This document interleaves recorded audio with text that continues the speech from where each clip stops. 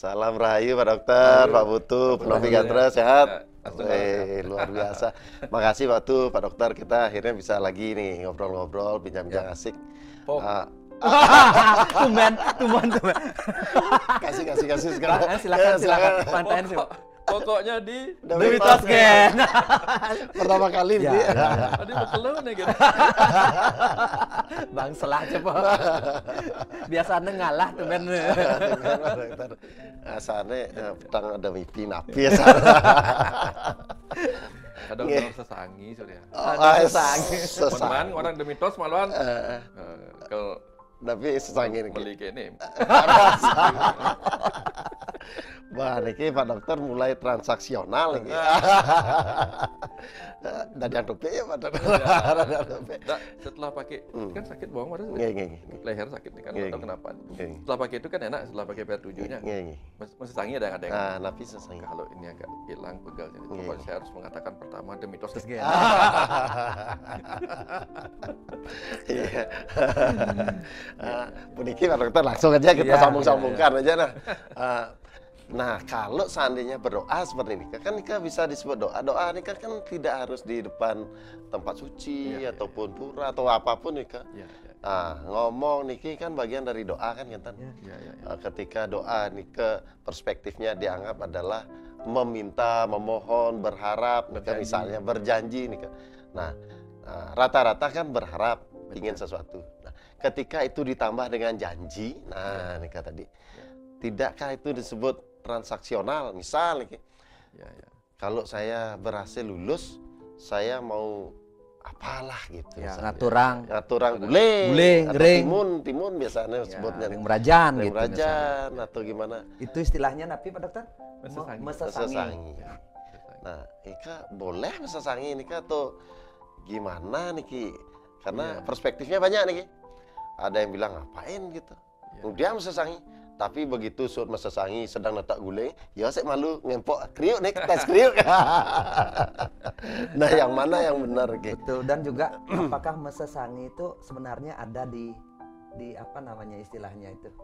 Di catatan orang Bali zaman dulu. Lontar-lontar. dan Yang jelas seperti biasa Pak Pak Dokter, kita kan tidak memvonis benar salah. Ya. Kita diskusi, siapa tahu ada makna-makna yang bisa kita perluas Terus nantinya. apa yang kita dapat nanti mesesangi, apakah itu bagus atau tidak itu. Sekalian saya tanya, sekalian Pak Dokter yang jawab semua. Silakan. Karena kita tahu kan beberapa orang menjadikan doa sebagai momen untuk mengucapkan syukur. Ya. Atau ada menggunakan doa sebagai momen menyampaikan harapan. Ya. Harapan tentang masa depan, mensyukuri masa kini, atau meminta maaf kepada masa lalu. Nah, makanya ada kegiatan upacara-upacara itu yang ada berkenaan dengan minta maaf kepada hal-hal yang telah lampau, yang pernah dilakukan. Misalnya mengguru bendu piduke, mengaturkan upacara mohon maaf untuk kesalahan di masa lalu, atau menyampaikan dalam doanya mensyukuri apa yang ada saat ini, atau meminta harapan akan masa depan. Nah, ada beberapa orang yang nggak enak rasanya kalau hanya gip tanpa tik atau tik tanpa gip gitu kan. Dia meminta harapan, menyampaikan harapan, tapi tidak memberi sesuatu. Maka kemudian dia menyampaikan janji, Pak Udu. Nah, janji itulah modelnya sesangi. Contoh nih misalnya. Kan banyak pejabat-pejabat kan juga sebenarnya tanda petik mesesangi. Di bawah kitab suci lagi. Aku berjanji, gitu kan dia. Aku berjanji. Kalau aku diangkat ini, maka aku akan melakukan tugasku dengan sebaik-baiknya. Itu kan juga janji. Sebuah dokter juga, sumpah dokter. Dokter kan bersumpah. Kalau aku jadi dokter, maka aku akan begini. Memperlakukan semua pasien sebagaimana aku memperlakukan diriku sendiri. Memperlakukan saudaraku gitulah. Ya, menghargai kehidupan bahkan sejak baru dalam bentuk benih gitu. Sampai akhir hayat itu kan janji. Janji kalau saya diterima jadi dokter. Gitu, nah, kalau versi Balinya simple. Kalau saya sembuh, nanti saya haturkan guling. Jadi untuk menguatkan dirinya apa? Harapan ini pasti akan tercapai. Cerita tentang punish and reward. Ya, punish and reward. Jadi kalau saya benar-benar sembuh, nanti rewardnya ini. Nah, tapi sebenarnya ujung-ujungnya dia juga yang makan. Apa ini? Nah, ada beberapa yang kemudian setelah selesai mengucapkan janji itu, dan sembuh, tidak terpenuhi janjinya, tidak dipenuhi janjinya. Nah ini yang sering kemudian disarankan untuk hati-hati mengungkapkan janji gitu. Contoh Tiang dulu Surya waktu kuliah di kedokteran betul. Dunia kedokteran itu kan pelajarannya berapa betul? Yang banyak nggak lulusnya gitu. Akhirnya yang pergilah sebuah ke pura waktu itu, namanya mahasiswa kan, kijel akun kemana lagi kalau nggak sembahyang kan? Yang sembahyang lah itu. Pokoknya pada saat sembahyang dia berjanji, tapi berjanjinya itu bukan membayar, bukan. Kalau misalnya dari 10 mata pelajaran, 1 tidak lulus, maka saya tidak akan berjanji tidak akan makan nasi 1 hari. Kalau 10 tidak lulus, maka 10 hari saya akan makan makanan dari beras, nasi, dan sebagainya. Itu kan penyiksaan diri. Jadi janji untuk menghukum diri. Nah, sehingga dalam bentuk transaksional, kemudian apa yang terjadi? Daripada tidak makan nasi, lebih baik belajar keras supaya lulus. Perjanjiannya berbeda gitu. Mesesanginya dalam bentuk yang lain. Gitu. Kalau saya nggak lulus 10 hari saya nggak makan nasi, atau 10 hari puasa gitu. Nah, lebih baik lulus 10-nya daripada puasa gitu. Akhirnya itu menjadi motivasi. Nah, sehingga sesangi itu mungkin jadi sebuah motivasi. Cuman ada juga di tradisi kita di Bali itu ya. Ada orang tuanya mesesangi, tapi diam-diam. Tidak menyampaikan kepada banyak orang. Nanti kalau ini sembuh saya akan begini. Tidak menyampaikan. Keburu dia meninggal duluan. Berarti tidak dilaksanakan. Tidak dilaksanakanlah akhirnya janjinya itu. Nah, ketika tidak dilaksanakan, dia menyesali di alam sana. Kan dia masih membawa kemelekatan. Menyesali di alam sana sebagai sang guru. Ternyata kenapa saya nggak sampaikan saya punya janji seperti ini kepada ini ya. Itu sehingga perlu hati-hati. Jadi janji ya kalau kita janji melakukan kerjasama kan juga ada banyak saksi-saksi harusnya. Bukan hanya sekali satu orang dengan diskala kan. Lebih baik dengan. Berarti janji itu dibawa mati berarti Pak Dokter. Bawa mati. Harus dibayar. Harus dibayar. Nah itu yang kemudian sering diupacarai. Ada yang sebutannya marah-marah. Apa itu? Ya naur sesangi istilahnya. Naur sesangi. Itu kan untuk orang yang masih hidup naur sesangi. Tapi ada juga kalau dia sempat cari ternyata leluhurnya pernah naur sesangi, anaknya menggantikan naur sesangi. Naur sesangi, anaknya yang melakukan. Membayar sesanginya orang tuanya dulu. Berarti atau kalau dia misalnya saut bunyi gitu. Saut bunyi itu emosi kemudian marah-marah gitu. Pokoknya kalau begini saya akan begini, saut. Akhirnya adalah upacara sekarang yang disebut pegat saut. Berarti sebenarnya utang janji itu dibawa mati dan karmanya menjadi karma leluhur, karma keluarga di bawahnya berarti Pak Dokter ya. Berefek ya. Sama dengan gini Pak Putu. Misalnya Pak Putu nih, orang tua punya urusan judi. Nah, punya utang piutang. Utang diturunkan ke anak. Dia berjanji dulu. Nah, di bank pun sama Pak Dokter. Kalau kita nggak lunas, ya diambil oleh anak. Keluarga, anak yang bayar lanjut. Tapi kalau kita punya tabungan, bapak saya juga yang dapat. Diwariskan. Warisan utang atau warisan tabungan. Berarti karma kehidupan juga berlanjut. Makanya kita kan ada sancita, prarabdha, kriyamana, karma pala kan berlanjut. Hati-hati berarti. Mesesangi berjanji gitu. Hati-hati kalau tidak benar, kalau tidak yakin akan bisa menempati. Misalnya begini, kalau saya sembuh rumah ini kan saya ubah menjadi istana megah gitu. Udah mungkin kan? Usaha yang gitu-gitu, yang gampang-gampang aja lah gitu. Nah, contoh mesesangi nih, kalau saya sembuh saya akan gembira, cukup segitu. Tapi kalau Pak Surya kan orang main ya. Itu sebenarnya kalau mesesangi mecanda itu kan ada istilah ya sekedar omongan lah atau bukan mesesangi ya, janji-janji. Tapi dalam pikiran itu ada cancellation, mengcancel secara otomatis. Anak mecanda gitu loh. Saya akan kadang-kadang reply omongan. Punya penghasilan sekian ratus juta teman uduk pes kalau ngelangi uling balik ke Jawa gitu loh. Tapi sebenarnya hati kecil udah bilang cancel. Sebenarnya cancel nggak itu? Atau kita merasa bersalah terus selama seumur hidup? Kalau misalnya apa yang kita ingin dapat, tapi ngomong yang tidak masuk akal di pikiran. Tidak masuk akal itu berarti kalau ngelangi uling balik ke Jawa nyen gitu misalnya. Gimana sih pikiran itu Pak Surya? Menurut perspektif Tiang kan begini Pak. Ketika ranahnya itu keyakinan gitu kan. Keyakinan itu kan ranahnya sangat pribadi sekali. Ada seseorang yang meyakini itu kan udah saya cancel di dalam diri. Ya. Iya, kemungkinan besar itu bisa terjadi. Atau sebaliknya, jangan-jangan saya sudah bilang cancel, ternyata nggak cancel itu. Jangan-jangan masih ada sisa. Hukuman itu masih ada gitu. Biasanya masyarakat yang mau. Nah, itu baru satu dalam diri. Nah, ada lagi yang mau booster. Sosial. Ya, karena janji itu ketika tadi Pak Putu sampaikan bahwa kan secara publik. Ketika itu dinyatakan, nah publik menyaksikan gitu. Berkaul. Ya, berkaul.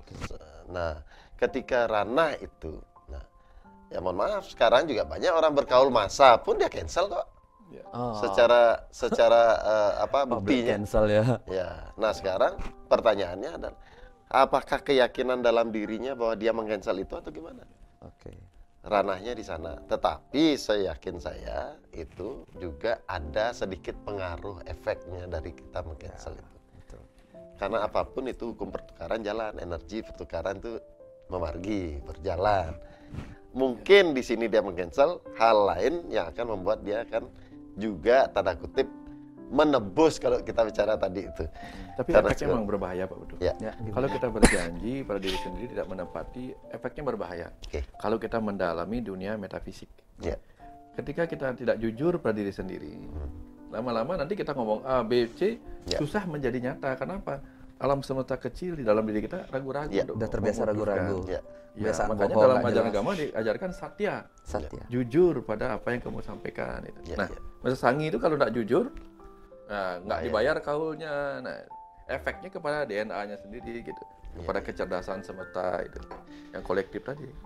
Karena sebetulnya kalau itu perspektifnya lagi ke kalimat kata di NLP kan Neuro Linguistic Programming, jadi memprogram sistem neuron oleh linguistik. Nah hati-hati dengan kalimat nih.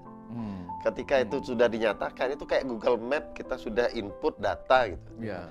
Nah semesta akan memberi jalan yang tercepat untuk mencapai itu gitu. Nah gimana caranya itu? Semesta punya jalan untuk bisa sampai di sana. Nah makanya ada orang seringkali misalnya kamu gaya sombong sekali sudah kaya sekarang. Nah itu seringkali orang gunakan untuk meyakini justru amin astungkara. Nah, jadikan itu satu doa lah ketika ada orang. Nah seringkali kan orang pasien, enggak saya masih miskin atau apa. Nah itu pun juga satu doa ke dalam dirinya. Nah ingat, salah kata bagi Tian, salah kata, salah pikiran, salah rasa, salah realita gitu. Nah apa yang pertama dirubah? Kalimat nih kan. Ya hati-hati dengan kalimat-kalimat yang ceplas-ceplos, yang doa. Oke, mungkin ada maksud. Makanya disuruh monobrata latihan. Karena apa yang disampaikan Pak Dokter tadi, kalau di Bali disebutnya sakti sidin ucap gitu. Nah, terbiasa kita berbohong, tan sakti gitu. Bahkan secara logika, tampu. Bahkan secara logika masyarakat atau teman kita sudah nggak usah dipercaya orang sering bohong gitu. Ya jadi kan semesta pun berpikir seperti itu tanpa sadar refleksinya ya. Pasti, karena keyakinan kita menyatakan sesuatu juga kan dipengaruhi itu keseringan kita ragu-ragu atau sering kita pasti atau gimana itu kan ada dalam diri. Nah ketika itu bercampur dengan kebohongan pasti dalam diri itu tidak gimana ya bahasanya Pak Dokter, tidak mencedam ataupun gimana ya, tidak confident sekali menyatakan sesuatu karena masih ada keraguan-raguan yang ditimbulkan oleh kebohongan itu gitu. Nah kaitannya dengan mesesangi tadi itu kan terkadang datang di kondisi yang sangat-sangat krusial sekali. Entah orang sangat berharap sekali, nyaris putus asa. Nah seringkali orang mengatakan di kondisi-kondisi pasrah itu bahkan dicampuri dengan sudah berserah lah hasilnya gitu. Nah di sanalah seringkali keajaiban terjadi gitu. Nah itu kalau di ranah metafisik kan gitu ya Dok ya. Nah, kalau Pak Putu dulu pernah mesesangi nggak ketika putus sakit? Nah gitu, gimana nih? Boleh nggak saya cerita lain ya? Silakan. Seru kan? Saya pengalaman nih Pak Dokter ya, tapi ini bisa dibantah, bisa tidak. Saya punya pandangan lain tentang doa. Punya pandangan lain tentang doa. Di Hindu itu atau orang Bali itu ada kualitas doa namanya. Kualitas doa, satwam, rajas, tamas, kualitasnya. Nah, doa kualitas. Nah, mana lebih bagus, berdoa atau tidak berdoa? Ya kan, daripada tidak sama sekali. Nah, kualitas berdoa itu ada dari tingkatan yang paling dasar. Itu hanya berdoa untuk kepentingan diri sendiri. Tidak memikirkan orang lain. Jadinya doanya meminta dan meminta. Untuk diri sendiri. Ya Tuhan, beri aku kekayaan, ya Tuhan, beri aku ini, ya Tuhan, beri aku ini, beri aku ini. Nggak peduli caranya bagaimana, yang penting aku begini. Gitu. Pernah soalnya yang merasakan itu. Gitu. Tahap kedua, kualitasnya yang lebih tinggi, doa transaksional. Transaksi. Tadi kan ngideh kan, minta aja. Sekarang doa bertransaksi. Kualitasnya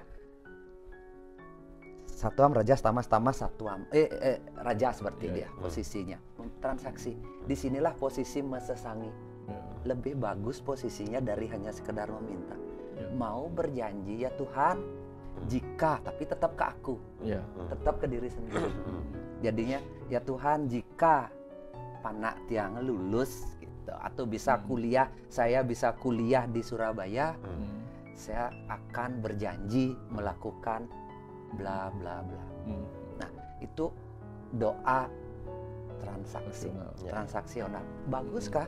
Sangat bagus dibandingkan tadi hanya meminta untuk kepentingan pribadi, tapi tanpa memberi. Nah, ini ada timbal balik nih. Doa itu.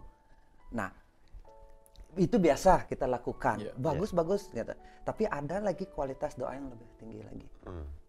Sudah tidak lagi transaksi. Gitu. Jadinya doa itu malah gini. Tuhan, jadikan aku alatmu untuk bisa berkarma di dunia ini, melakukan kebaikan. Berkarma. Kita sudah tidak mikirkan apa kita, jadinya lebih ke berbakti. Jadinya kita berdoa itu ingin Tuhan, apa yang bisa aku lakukan supaya dirimu bahagia, atau dirimu atau untuk kesejahteraan dunia ini. Sudah doanya lagi bukan kepentingan orang lain. Tuhan, berikan jalan untuk bisa Bali ini bisa lebih baik. Pikir, jadikan aku alatmu. Itu doa yang bersifat lebih tinggi lagi, berkualitas satwika. Jadinya kualitas doa. Makanya tadi mesesangi tahapan sudah tahap tidak suka berdoa, acuh tak acuh, doa meminta untuk pribadi terus menerus, doa bertransaksi, terus bukan lagi doa untuk kepentingan diri, tapi untuk kesejahteraan umat manusia. Itu disebut dengan tangga-tangga kita berspiritual. Tangga-tangganya jadinya kita sudah di tangga yang bagus, tapi sekarang tingkatkan lagi. Kalau tiang secara pribadi sekarang kalau ditanya doanya Pak Putu seperti apa? Tiang sudah tidak meminta apalagi, apa yang harus saya minta? Uang apa ini? Karena semua yang terjadi pada diri Tiang sudah merasa itulah keputusan terbaik dari semesta ini. Saya akan melakukan. Tapi Tiang selalu minta, selalu jadikan aku alatmu sebagai jalan. Jadi jalan untuk bisa bermanfaat bagi orang lain gitu. Sama dengan kehidupan ini juga sama. Dulu kita melihat kualitas cinta di Bali itu kan ada juga ini teori bakti ini. Nomor 1 ada namanya falling in love. Falling in love itu apa? Jatuh dalam cinta. Jadinya jatuh dalam cinta itu hanya kepentingan pribadi aja. Itu kepentingan saya. Supaya saya lebih baik, saya harus cari orang ini supaya kepentingan lebih baik. Ada juga cinta istilahnya standing in love, cinta transaksi, bertransaksi. Kalau kamu suka sama aku juga sayang. Kalau kamu sudah tidak sayang lagi, aku juga tidak. Ada lagi satu namanya standing in love. Jadinya bukan standing, racing in love. Jadinya bangkit dalam cinta. Itu sudah tingkat bakti. Kalau di Bali tingkat bakti. Melayani tanpa pamrih, tulus ikhlas. Itu biasanya dimiliki kualitas itu nyak kengken nyak sing anak saya gitu. Biasanya orang tua ke anak. Itu cinta tanpa syarat. Jadinya sama, doa dan cinta itu sebenarnya sama. Jadinya kepentingan pribadi, transaksi tanpa syarat. Itu. Jadinya di mana letak mesesangi itu sudah di tahapan yang bagus sekali. Makanya itu bagian dari budaya Bali mesesangi. Daripada berdoa hanya meminta. Ya, kan kita berani bertransaksi. Jadinya hukum dagang masih berlaku. Saya dan Tuhan berdagang. Bagus. Ya, kita berdagang daripada jadi peminta-minta sama Tuhan. Seminta Tuhan berikan saya berikan. Lebih baik kita berdagang, bertukar energi.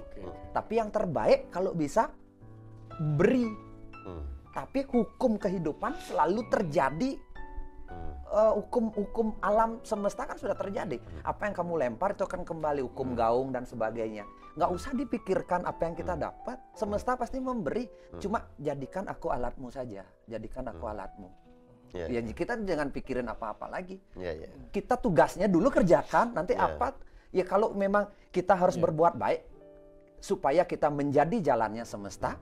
Kan otomatis semesta memikirkan kita akan diberi lebih sehat, diberi uang lebih banyak, diberi kesempatan lebih banyak supaya kita bisa berkarya. Benar nggak Pak Surya? Dibalik, bayar dulu atau lakukan, jadikan aku alatmu. Tapi kan kualitas kita berbeda-beda. Jangan melihat orang, wih dia sih sudah begini, tidak. Jalan sesuai tangga masing-masing. Di mana kita nyaman, disitulah kita. Kalau masih enak mesesangi ya sudah di situ. Ada perspektif yang berbeda juga Pak Tuh yang terjadi. Kebetulan saya ada satu klien gitu.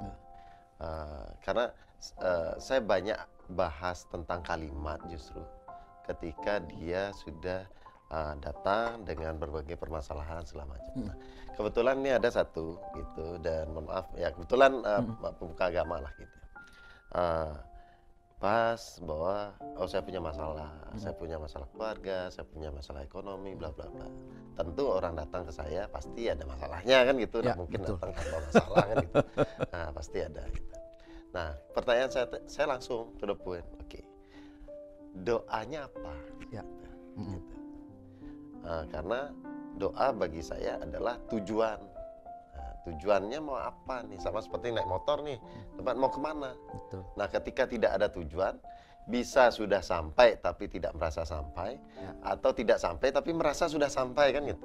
Nah tujuannya nggak jelas.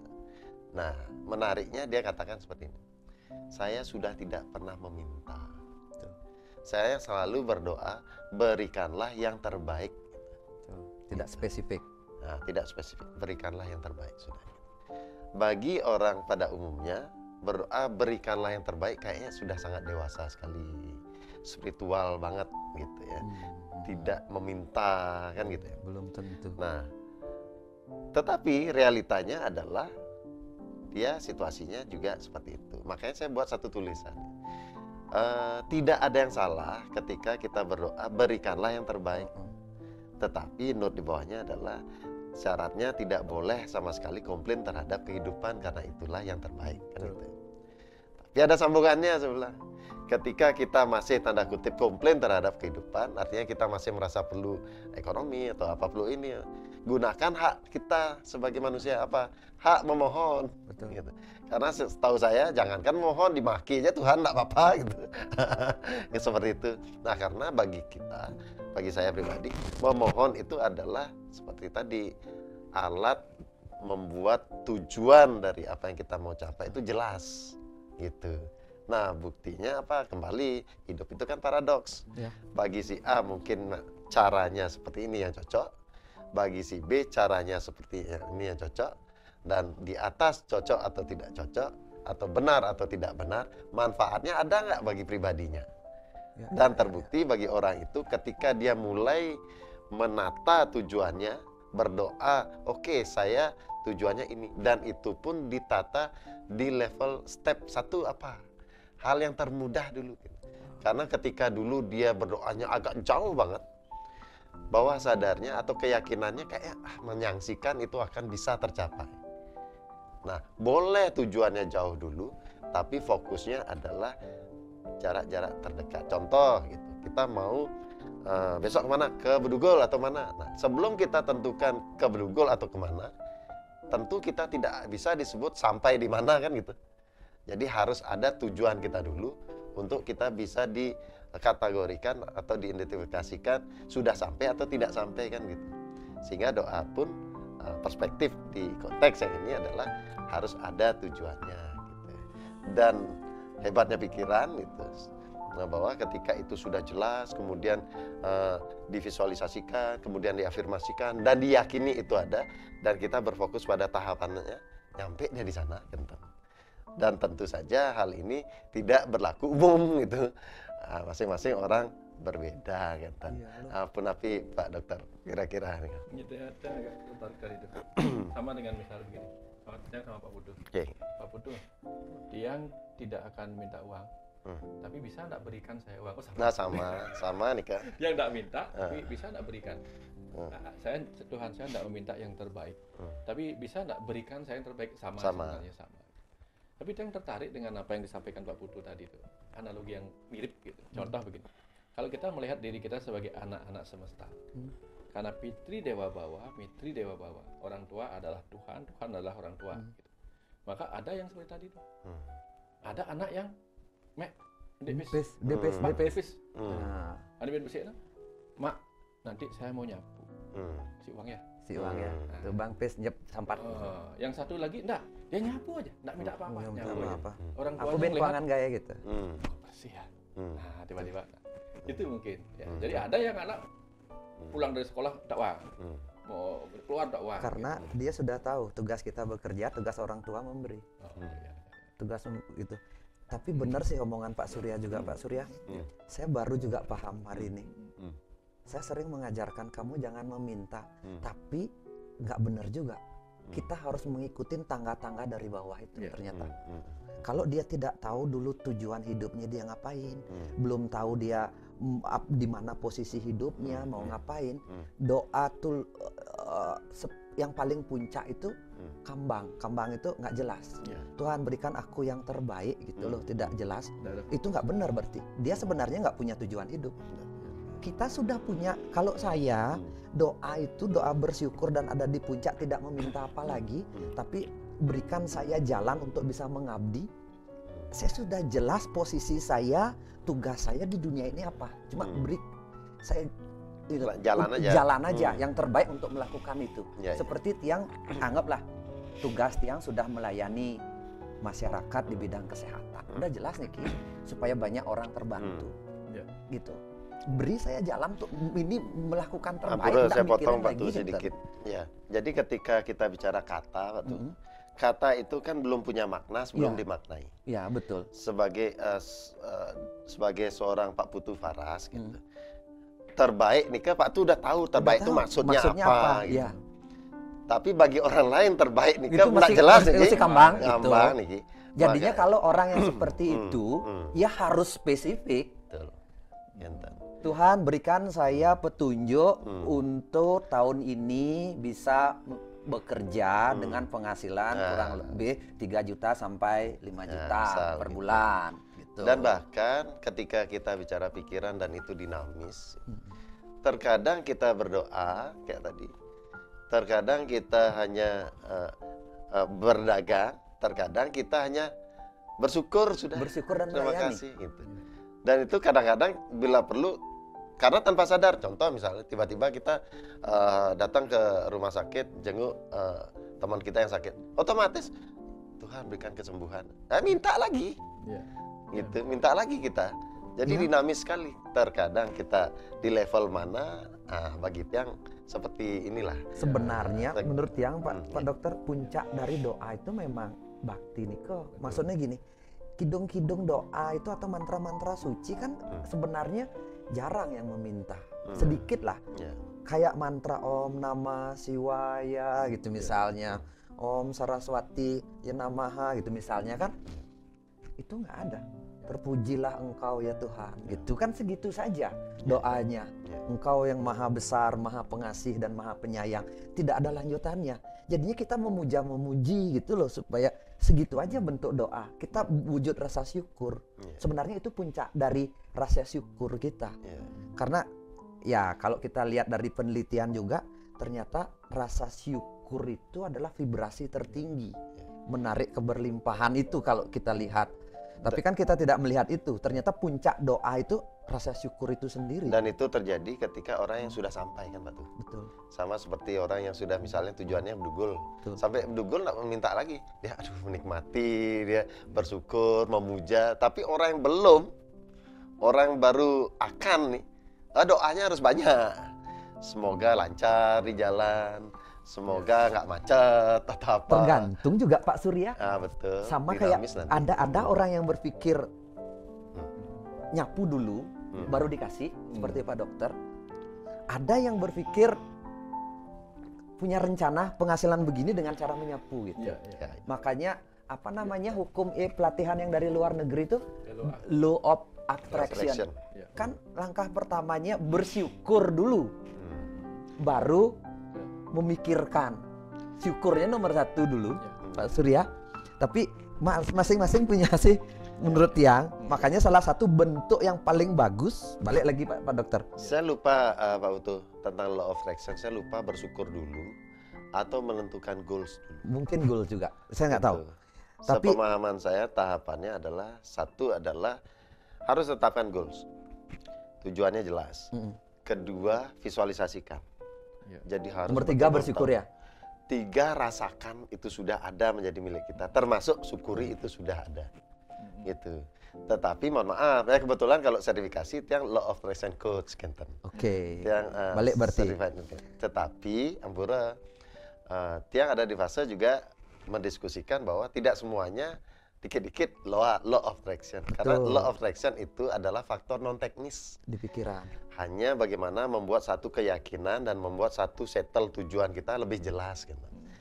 Tetapi ketika itu diam, nggak sampai juga gitu. Teknisnya harus jalan, usaha harus jalan. Punya cara spesifik Pak Dokter. Betul. Ya. Karena Tiang doa meminta itu merasa bersalah. Ya, itu dia. Itu merasa uniknya bersalah. Manusia. Merasa bersalah Tiang. Kok bedek-bedek ngide kita sebagai manusia diberi kemampuan nih berpikir, bertindak, berlaksana, kok ngide gitu loh. Itu yang saya merasa bersalah Pak Dokter. Saya akan berusaha sebaik mungkin gitu loh. Kalau bisa saya lahir sebagai manusia melayani kehidupan, itu yang saya kasih saya tugas gitu loh. Pipis perlu sih ngide. Ada cara ngalih, itu saya tolak. Tapi kalau cara mau agak netral Pak tuh, sebetulnya sama, itu meminta juga. Apanya? Entah meminta yang terbaik, entah meminta peran yang pas, atau bahkan Niki, ketika kita bicara meminta atau tidak meminta gitu.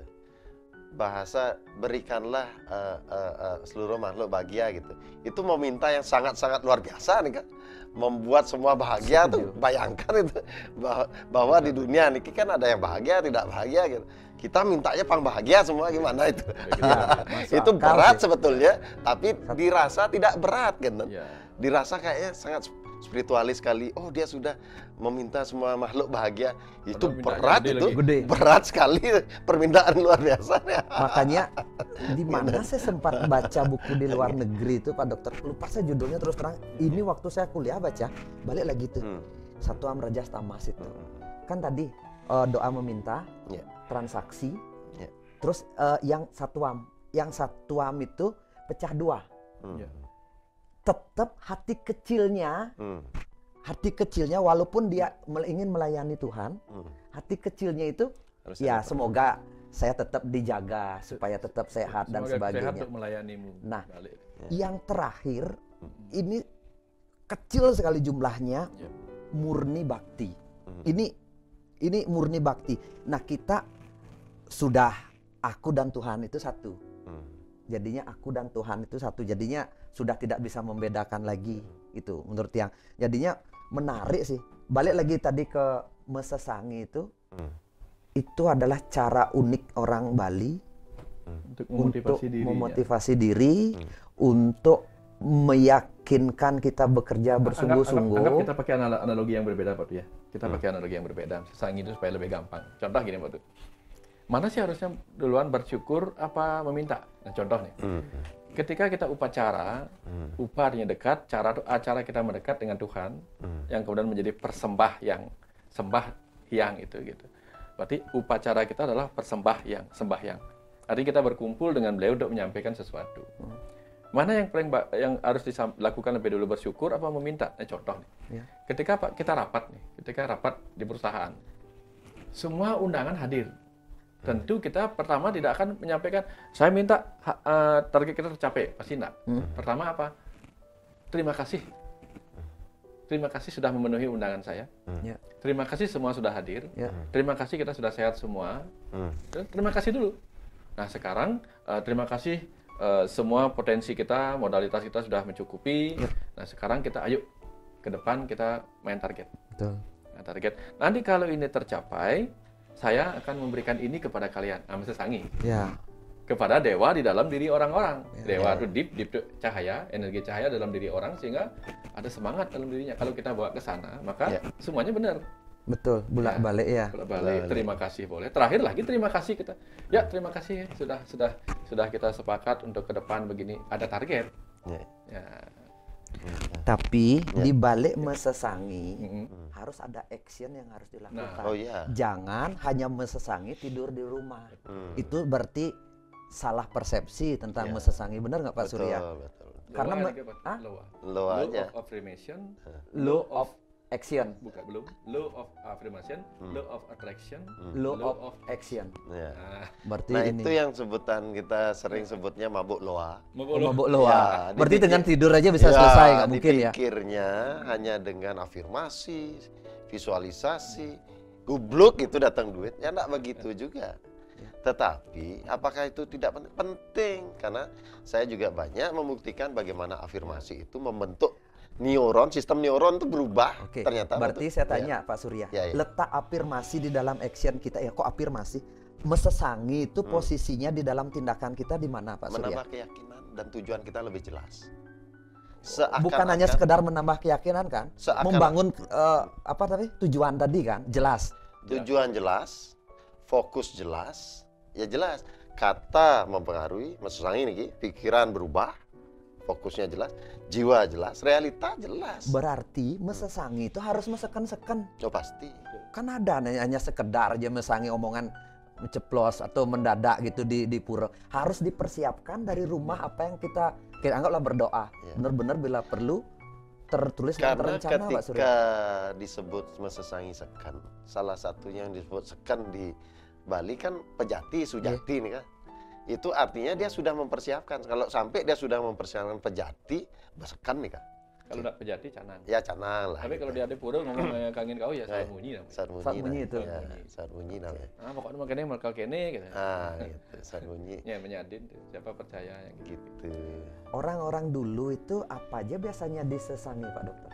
Oh banyak, terutama ya kepentingan tubuh, kepentingan pikiran, kepentingan jiwa. Oke.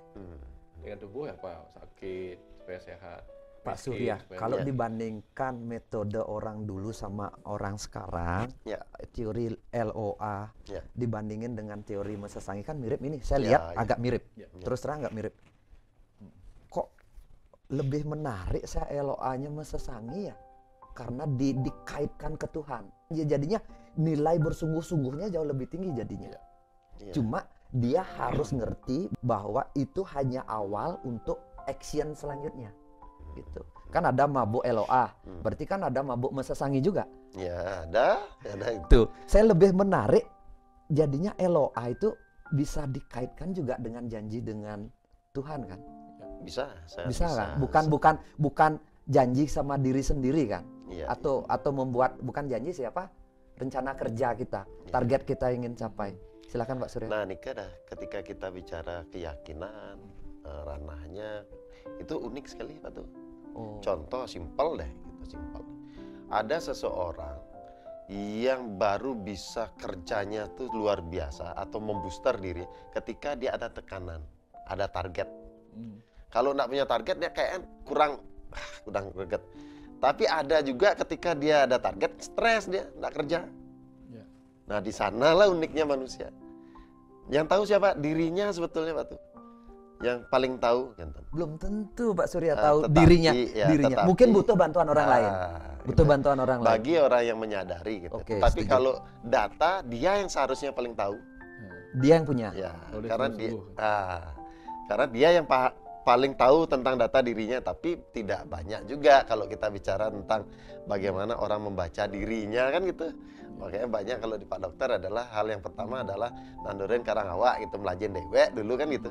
Karena enggak banyak, termasuk ya gitu lah, tidak banyak orang paham tentang dirinya. Oh, saya ini sebetulnya passionnya apa sih? Nah, saya ini lebih suka kalau ada target yang kencang atau justru tanpa target. Itu dibuktikan Pak tuh. Contoh salah satu buktinya misalnya ada permainan ular tangga nih. Nah, semua kan berpola nih. Ya. Ketika ada musik yang keras menekan kita harus cepat sekian detik. Itu kadang-kadang keberuntungan itu enggak ada, hilang ya. Tapi ada untuk orang tertentu ketika terus cepat dia semangat. Beruntung terus gitu. Kan ular tangga ini kan kadang-kadang enggak beruntung turun lagi atau naik tangga gitu. Pola orang beda-beda nih kan. Nah, salah satu cara untuk tahu ya dicoba memang. Ya salah satu yang simpel dari ular tangga. Oh, saya ini orang yang punya target. Kalau Tian enggak. Kalau Tian enggak ya target terlalu kencang tuh enggak bisa Pak tuh. Sudah duluan gimana nih. Tapi kalau santai menikmati tes gitu. Jadi juga dia gitu. Nah, artinya apa? Banyak cara. Nah, balik lagi, saya pernah tanya Pak tuh, hal yang pertama saya tanya di rumah semesta itu dia. Karena saya belajar tentang bagaimana sidik jari, saya belajar tentang tanda tangan, tulis tangan, bahasa tubuh, NLP, hipnosis, banyak hal, akupuntur, redak, bekam, kan banyak nih Ki. Nah, ketika terkait dengan tubuh saya tanya Pak Dokter seperti itu. Pak Dokter, dari semua ini, seseorang dinyatakan sukses atau tidak, faktornya kan banyak. Apakah parentingnya? Apakah tegak otonnya? Apakah namanya? Kan ada rubah nama sekarang. Apakah sidik jarinya? Apakah apanya? Saya nanyanya apa? Yang mana paling dominan gitu saya. Karena kan daya Pak Dut. Terus apa? Kalau yang dominan kan itu aja saya pelajari. Apa jawabannya? Jawabannya adalah yang memberi jawaban Oh, berarti kan itu yang dominan. Oh-nya. Misal dikasih saya contoh, saya masih ingat. Seorang anak nih gitu. Bapaknya luar biasa penjahat lah, hal negatif lah gitu. Tapi anaknya sukses. Nah, kita coba-coba nih ambil polanya. Siapa tahu cara parenting, enggak, parenting mana, enggak ada yang ngurusin. Hari lahirnya apaan? Hari lahirnya paling jelek itu hari lahirnya gitu. Ininya gimana? Wah, apalagi itu enggak lah. Mungkin karmanya. Berarti karmanya ya bagi dia itu adalah paling dominan. Nah, jadi bagaimana kita melihat satu benda ini, bagaimana kita mempelajarinya menjadi itu dia. Tiang O-nya banyak sekali Pak Dokter. O-nya tak O-in. Sama kayak Pak Surya, semua tak pelajarin. Gitu ya, nyambung gitu loh. Karena begini juga ada konsep bahwa ketika kita mau bangun rumah, tidak di ngaba pengotok sih gitu. Saya semua juga dalam kadang-kadang saya gali dari angkanya. Kamu tanggal lahir berapa? Saya gali dulu. Oh, ternyata ada faktor, karena saya tahu dia sangat mempercayai faktor itu. Kita pakailah perspektif itu. Tarot, kadang-kadang kita main tarot.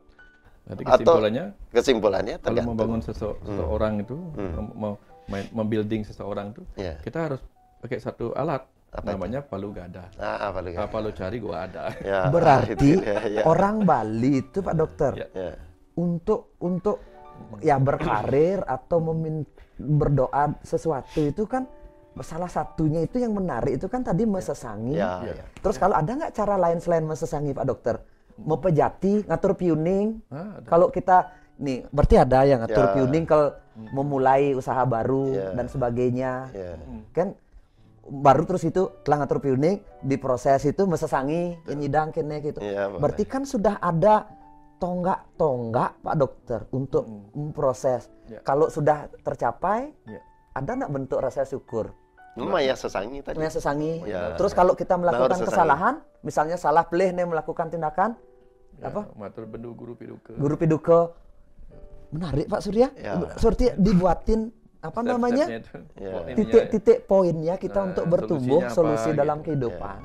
Kalau terlanjur mengutuk gitu misalnya, mengutuk kan sesangi kan baik-baik. Kalau mengutuk kan hal buruk. Apa? Saut munyi. Pegat saut. Ada. Intinya selalu ada solusi Pak. Gitu. Ajaran leluhur kita. Kita mau menggali itu atau tidak kan itu.